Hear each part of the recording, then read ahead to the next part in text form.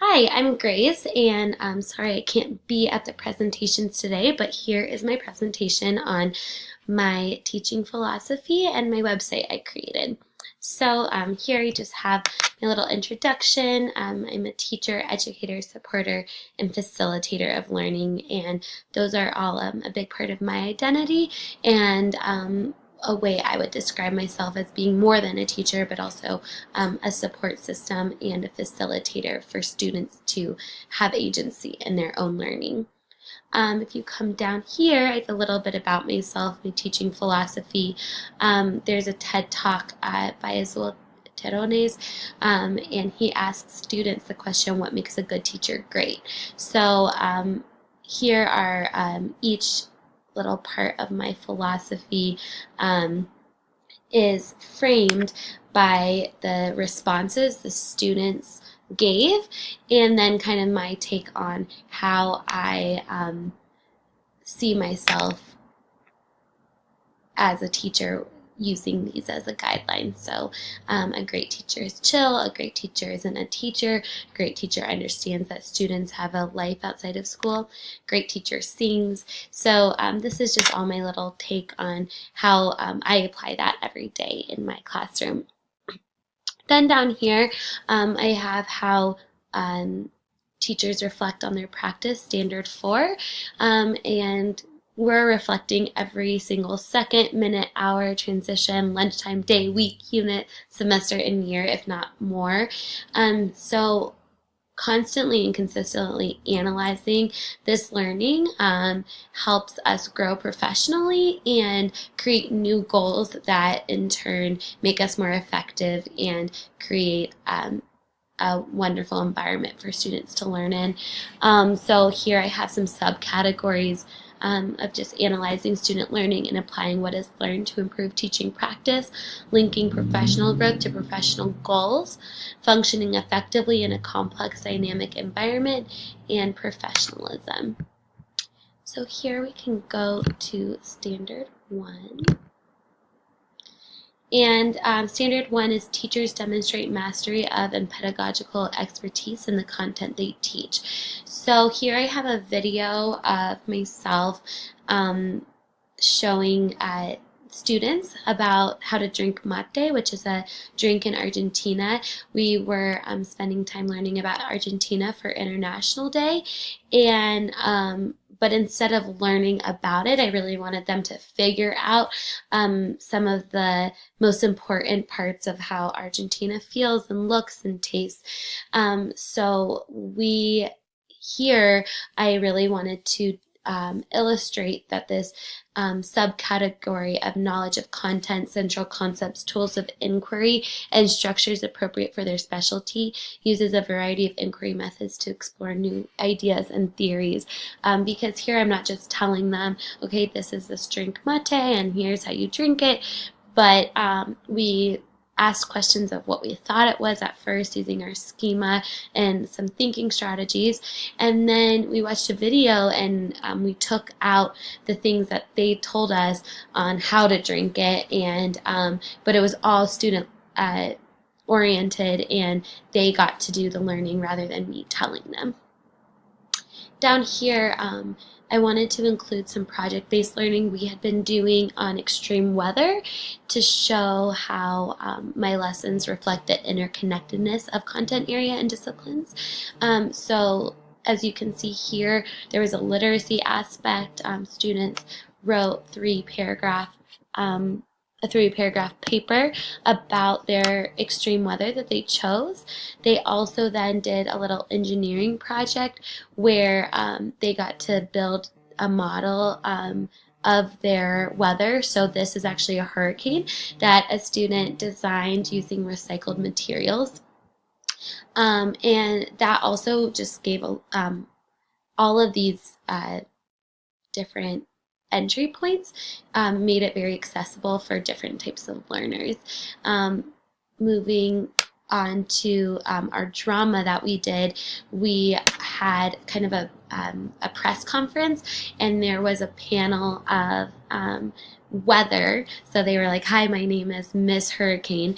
News reporters asked questions, and then DOK detectives actually marked on a piece of paper which level of DOK questions were being asked the most and what that meant. Did we learn more when we were asking level 4 questions or level 1 questions? So they kind of presented us with some of the knowledge that they took away from the presentations. Standard 2 is teachers establish a safe, inclusive, and respectful learning environment for a diverse population of students. So building relationships is so key, and I like to see to understand students as individuals. So here, as you can see, we made this kind of leadership box that other students could acknowledge the people that they saw being leaders, as well as I had kind of my own personal leadership jar where I got to recognize students who had been being leaders in the classroom. And they actually just got to come up and put a marble in the jar and to address their strengths and use asset-based language to help manage the classroom during my lead. And that kind of created an encouraging community and atmosphere, and it helped us recognize ourselves as almost third graders, and it was an intrinsic motivation because the marble jar didn't lead to any gift. It just was the act of putting the marble in the jar that made students feel confident and happy. And then down here I have how I've adapted my teaching to benefit all students. So here I have some advanced learning plans that I worked with families, colleagues, and specialists to come up with. And as you can see, they align with the COGAT Gifted and Talented test. So there's quantitative activities where you analyze, evaluate, and create, verbal activities for reading, writing, and math, and then nonverbal activities for reading, writing, and math. And that is just to help students go deeper into their learning rather than just giving them a more difficult task. And all of these are from Bloom's taxonomy.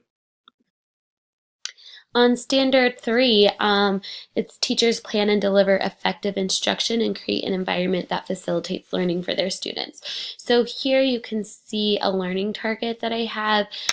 I present this before each mini lesson, so students are aware of expectations and are clear of what the learning objectives are. So there's the I will be able to, I need to know, I need to understand, and how to be successful. And what I really wanted to point out here were our essential questions, and that we have sentence stems here so that students can communicate effectively and practice their oracy while also being metacognitive about their learning and how it's changed over the course of the unit.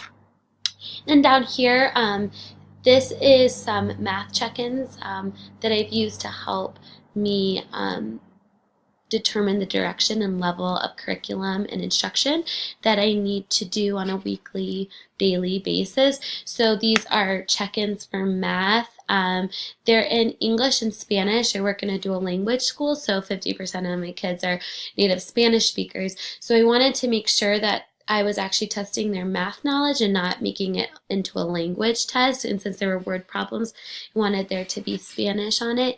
And then it's just 3 questions, which makes it a little less high stakes and less, hopefully less anxiety for some of those kids that do have testing anxiety. And I got all I needed to know just from these 3 questions about word problems, regrouping, subtraction.